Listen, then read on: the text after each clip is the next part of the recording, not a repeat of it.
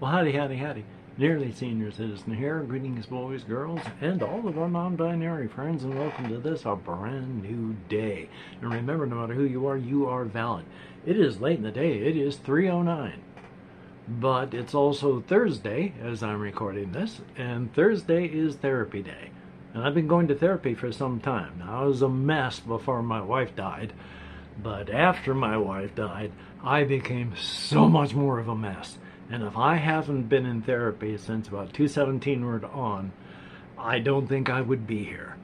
So hokey smokes. Yeah, I had therapy today. Now, therapy days are always heavy duty. I mean, even if you're just having a nice conversation, which sometimes, as my therapist says, sometimes just having a good conversation can be excellent therapy.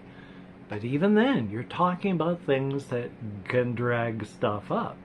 And it may not be a deep and heavy experience, but if you're, say, thinking of, oh, that bicycle that you used to have when you were younger, well, our minds are a deep lake, and we're up only here on the surface. And if you're going to drag up that memory of that bicycle, well, that lake is filled with all kinds of fishing line that gets stuck in things.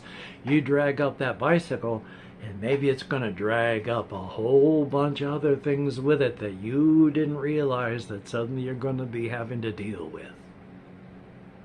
And then they take a little while to settle back down again afterward. So therapy days can be heavy duty. One of the things that I talked about my therapist with, now I'm going to have to preface this with kind of storytelling here. What happened to me the other day? I had a terrible crisis. And by crisis, it was just an awful day. I have mentioned before, I suffer from just deep, deep issues of rejection, of abandonment, of worthlessness. I have had what the heck is that word? Your self-esteem. I have had self-esteem issues my entire life. Usually my self-esteem has been so small, it could walk underneath an ant and not even brush its belly. So I have had issues and problems. So the other day, when something dumb happened, because my videos don't get many views, as you may have noticed, YouTube changes, and I can't change a whole lot with it, and I'm getting older, and YouTube is a lot younger, so there's a lot of people that my audience will never be my audience. And so I'm just having a slowly shrinking audience. You know, I used to get thousands of views. Then it became several hundreds of views, then lower hundreds of views. Now it's a whole lot lower than even that. But that's okay. I mean, YouTube has changed, and if I can't change with it, that's the way life is. But the other day, I put into one of my videos, I talked about a story that I had written that while I was out doing walkies made me cry. And when I actually wrote it, sat down and wrote it down, and then I read it, and then I had troubles with tears, and then I published it onto my channel. Now, I'm not owed anything. I am owed nothing. I'm just another clown on the internet. And what happened that day didn't cause a thing. But it was a straw in that handful of straw that broke the camel's back on that whole crisis that happened. Because I have those feelings all the time. It's just everything hit in a big wave of synchronicity, and bam, was able to crash through all the barriers and drag me down. Now, to me, what happened just with the video and all that, it felt like I had poured out my heart and presented it to the internet, YouTube, and everyone out there. And YouTube, it felt like, and everybody out there looked at it and said, no, we don't want any of that. That surprised me with how much it hurt. Whether or not it was an actual feeling. Feelings are not logical. And as stated, nobody owes me views. That video, though, has just only barely topped 100 views, and most of my other videos, I don't get a ton, but get at least twice that. So it felt like an icy bucket of rejection. Now, I have talked with my therapist. People with ADHD, and likely other conditions as well, have a very, very, very touchy and strong sense of rejection sensitivity. Which means, for anybody else, you might just be saying, oh, hey, you need to turn around, this is the wrong direction. But to somebody with rejection anxiety and rejection sensitivity, that, oh, you need to turn around and go the other way, is a condemnation of you and how you make your decisions and why you are a bad person for the decision that you just made. How could you make such a bad decision? Get out of here, you're vile. Now, was that said? No. Is that what's felt? Yeah. Now, again, I was having many, many things wave over me in a crash, or even crash over me in a wave. So the rejection, it wasn't a rejection any more than normal, just for whatever reason, hit me on the right direction, on the right day, at the right time, in the right situation, to just destroy my psyche at the time. Now again, it would have hit me and just driven me into the waves of depression even without that. Even if I had made a video that suddenly gotten 5,000 views, the joys of that would have been drowned, crushed, and buried underneath everything else. The worthlessness, the abandonment.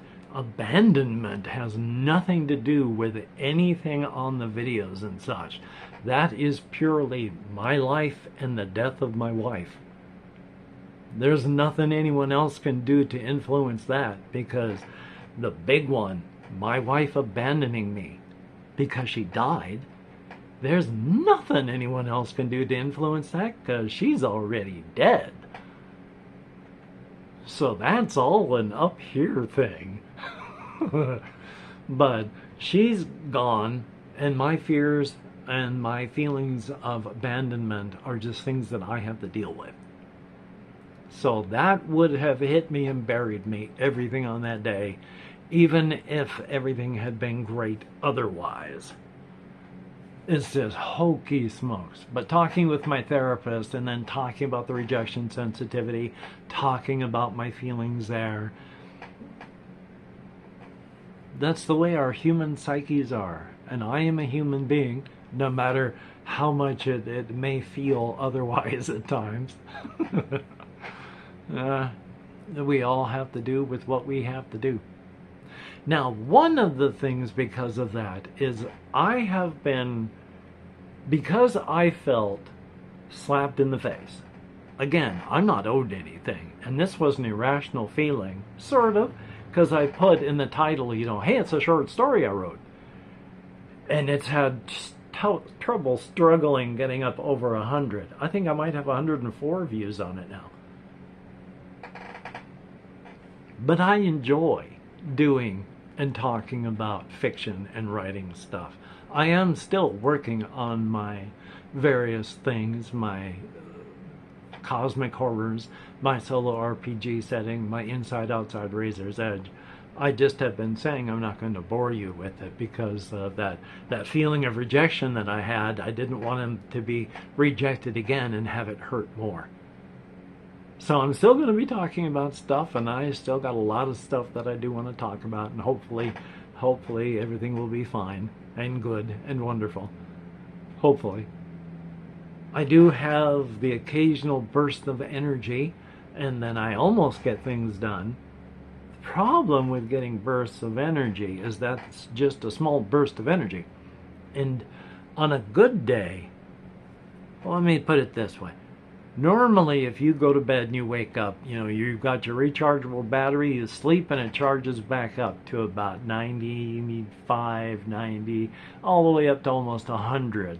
Nobody charges up fully. But, you fill up your day, and then you sleep and it charges back up. There are some people who, because of their chronic issues, maybe they only charge up to 10 or 20 or 30%. I'm lucky. On a really good day, I charge up to about 70%. On a not so good day, I can only hit maybe 60 or 50%. My big issue is I hate making accommodations in my life for age or ability, which is foolish. But that also means, it also means, God, I can speak English, I promise, that I have all my life, even up to now, knowing all my issues and feeling them, I push myself as if I'm at 100% charge, even when I'm only at a 40% charge.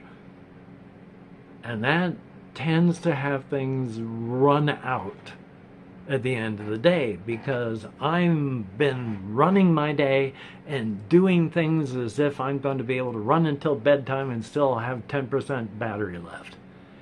Whereas instead, I've been pretending I've got 100% charge, and 7 o'clock comes by and I'm done.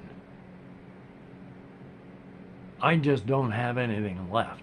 Problem is, if I go to bed at 7 o'clock, I'm going to be waking up at 1 o'clock in the morning, and then I'm going to be up for the day. So I have to stay up and awake until about midnight or 1 o'clock, so I can sleep at least a little bit out of exhaustion anyway. Thumbs up. Anyway, though, let's see if I can find something that's amusing here. If you could write Spice Islands into the comments to let me and the YouTube algorithm know that people watch the videos, that would be awesome. I sometimes get one person that does it. On a good day, I get 2. Does that mean people don't watch, or people just don't write things into the comments? Probably they don't watch, and if you do watch, thank you so very much. And if you're a Patreon patron, thank you even more. I am going to be doing more. I've got my Patreon patron, my GoFundMe in the comments down below, comments in the description down below, so I can get equipment, a new computer that'll play games and edit video. That would be awesome. See if you could check that out. But also each and every one of my Patreon patrons who are beautiful and awesome people. Thank you so very much. This is not done. Just because I am limited to a tablet right now does not mean I'm going to be limited to a tablet. Promise you that. I got that alien look on my face. Sorry about that. That we're not done. I got stuff that I'm going to be doing. So that's a good thing. And everybody who has left me a comment, thumbs up, and thank you. It is greatly, greatly appreciated. Even though I cannot type and answer as many as I would like, I can type and answer at least some before my nerve compression causes me too much pain. Ooh, just touching it right there is bad. Ay, ay, ay. As I told the surgeon there at the time, yeah, I'm not ready to try surgery yet. Even though this has impacted my life in such a negative fashion, it's almost impossible to quantify. At least 60% of my life has been stripped away from me by my nerve compression. Yay! Anyway, though, so that's the way life is. Hopefully you're going to get done today the things that you would like to get done, and if you can't, do not beat yourself up. Before I end and say goodbye, I was also thinking about the way I go across fields and I walk on dirt roads and stuff, talking about it and thinking about it myself. It's like in a conversational type thing where someone's trying to say, why are you walking in a field? Why are you walking on a dirt road like this? It's uneven. You could fall. There are rocks you could sprain your ankle. There's brush that you can trip on and badly hurt yourself. And my whole view on that, when you say that, is I already wanted to go walking. You don't have to keep selling this to me. I love all that. Not the falling down. I haven't fallen in the field yet, though. Oh my God. Come pretty close. I haven't gotten hurt yet. Yet. I have not yet fallen down, even though the dead Scotch broom plants out there, they are good and effective traps for your feet. There are wild berry runners all the way through the grass on the fields. And they are perfect in that when you're walking, your feet goes right underneath them. And then you don't know that you're hooked on it until halfway through your stride. And then it all gets yanked and pulled tight, and then suddenly you can't move your foot quite as quick because it's caught, and the the vines have to get yanked forward. Not to mention walking on, of course, the dirt roads where these have the gigantic rocks in them that are always getting pulled out, that if you're not careful, you set your foot on just the rock wrong, your foot's going to roll in such a way that you could badly sprain your ankle. So I go charging through these things at night. I have terrible vision. I can barely see. I go charging through these places at night, knowing that it's only just this much away from me taking a tumble.